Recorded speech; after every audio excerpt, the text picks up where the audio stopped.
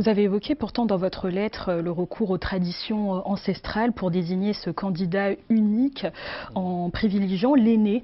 C'est assez paradoxal étant donné que vous contestez donc Paul Biya.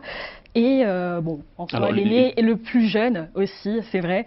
Et ou pourquoi pas la seule femme, mais pourquoi ce choix? Pourquoi ne pas dire un nom concrètement? Alors, je vais vous dire quelque chose. L'élection du 12 octobre n'est pas l'élection des programmes de société, c'est l'élection de la rupture. C'est l'élection où il faut mettre fin à 43 ans de souffrance, en fait.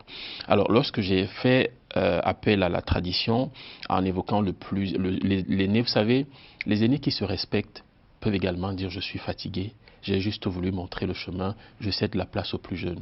Alors il y a deux aînés, il y a deux aînés à cette élection présidentielle, peut-être le plus âgé. Et comme j'ai dit, j'ai exclu bien évidemment M. Biya qui, d'ailleurs c'est le grand absent, il a été absent depuis 2018.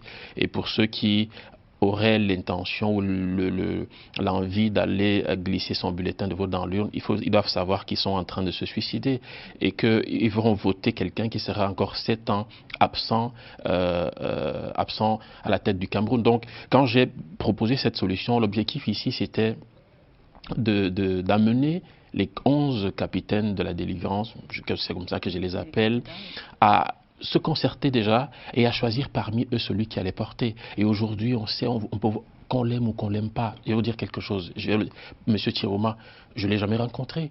Ni les membres de son équipe, ni personne. C'est comme M. Cabral Libi, c'est quelqu'un que j'ai soutenu en 2018. Mais c'est un jeune comme moi. Ou bien M. Hiram ou Matomba, j'aurais pu... voilà. Donc, aujourd'hui, il n'est pas question de choisir un projet de société, il est question de mettre fin à 43 ans de souffrance, d'organiser des élections transparentes. Parce que vous avez bien vu qu'il y a eu exclusion arbitraire des candidats à cette élection présidentielle, vous le connaissez.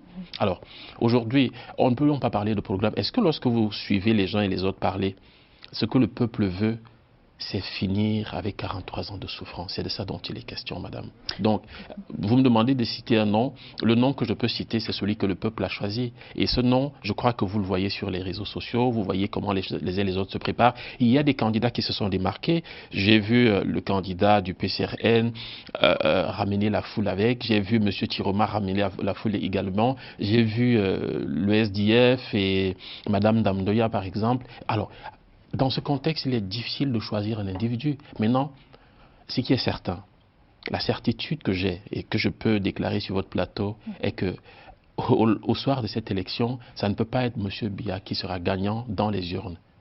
Vous comprenez ce que je dis? Ça ne peut pas être M. Biya, ça sera forcément un candidat de l'opposition.